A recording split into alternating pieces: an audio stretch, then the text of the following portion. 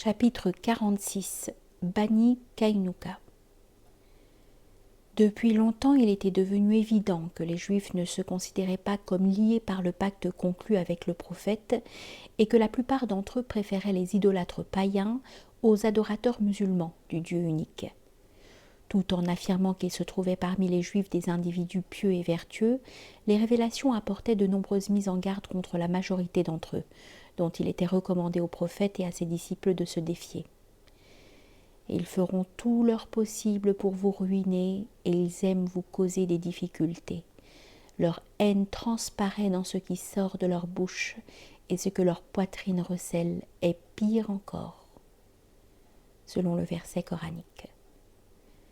Il ne pouvait faire de doute que les Juifs mettaient de plus en plus leur espoir dans la tribu à laquelle appartenait le prophète, en qui ils voyaient le meilleur moyen d'étouffer la nouvelle religion et de rétablir dans l'oasis de Yathrib la situation qui avait régné dans le passé. Les mouvements du prophète étaient régulièrement rapportés à la Mecque, et il paraissait certain que si les Quraysh lançaient une expédition jusque vers les forteresses juives du sud de Médine, distantes d'une demi-journée de la mosquée du prophète, l'armée mécoise bénéficierait au moment crucial du renfort de puissants contingents juifs. S'il vous arrive du bien, c'est du mal à leurs yeux, et s'il vous arrive du mal, ils s'en réjouissent. En référence au verset coranique. La véracité de ce verset fut clairement illustrée par la réaction des Juifs après la bataille de Badr. Lorsque la nouvelle leur parvint, les tribus des Qaynuqa, des Nadir et des Quraïza furent incapables de dissimuler leur désarroi. Un cas particulièrement frappant fut celui de Ka'b, fils d'Ashraf, dont le père était un arabe de la tribu des Taï, mais qui se considérait lui-même comme faisant partie, par sa mère nadirite, des Bani Nadir, qui l'avaient accepté comme un des leurs. De fait, il était devenu un membre très influent de la tribu, en partie à cause de sa richesse et de sa forte personnalité, en partie aussi parce qu'il était un poète assez réputé.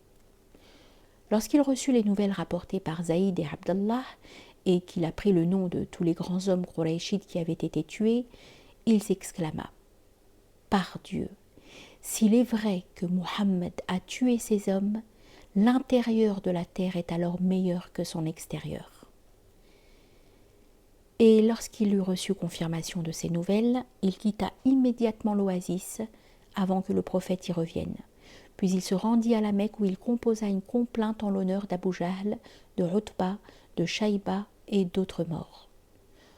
En même temps, il harangua les Quraysh pour qu'ils sauvent leur honneur et prennent leur revanche en levant une armée invincible et en la conduisant contre Yathrib. Des nouvelles de l'attitude de Ka'b parvinrent à Médine, mais celui-ci était alors hors d'atteinte et une action plus immédiate s'imposait contre une tribu juive autre que la sienne. Le prophète était particulièrement bien informé de la haine que lui portaient les Bani Qaynuqa et de leur traîtrise, parce que Abdallah ibn Sallam avait été un de leurs chefs et connaissait bien leur façon d'agir. Ils étaient en outre les alliés du Khazrajit ibn Ubay, chef des hypocrites, et leur présence se faisait sentir davantage que celle des autres tribus juives du fait que leur établissement était contigu à la ville, alors que les Bani Nadir et les Quraïza, alliés des Haus, habitaient à quelque distance.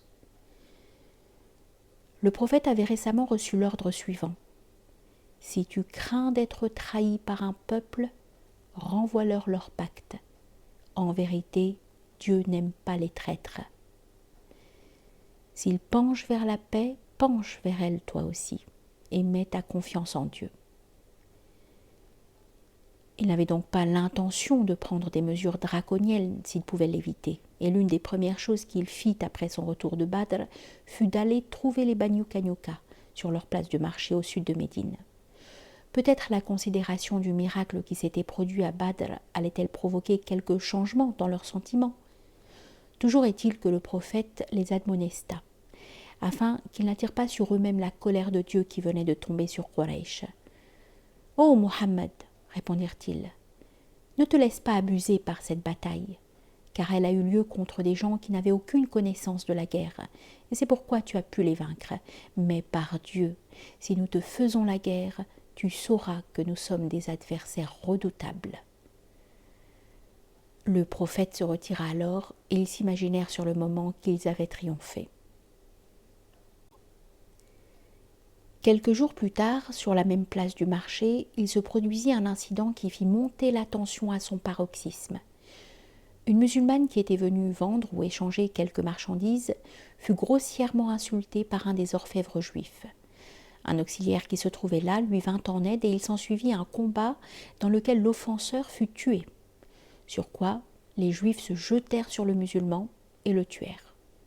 Sa famille demanda vengeance et commença à mobiliser les auxiliaires contre les Kanyuka. Comme du sang avait été versé des deux côtés, l'affaire aurait pu être facilement réglée et ramenée à ses véritables proportions. Il eût suffi pour cela que les Juifs demandassent l'arbitrage du prophète, comme cela était prévu dans le pacte.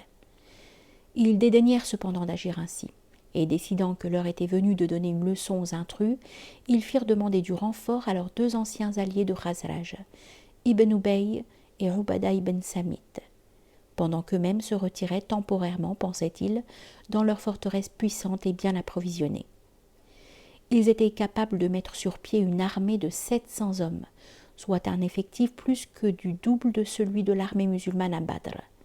Et ils comptaient qu'Ibn Ubay et Ubada leur enverraient du moins autant de guerriers.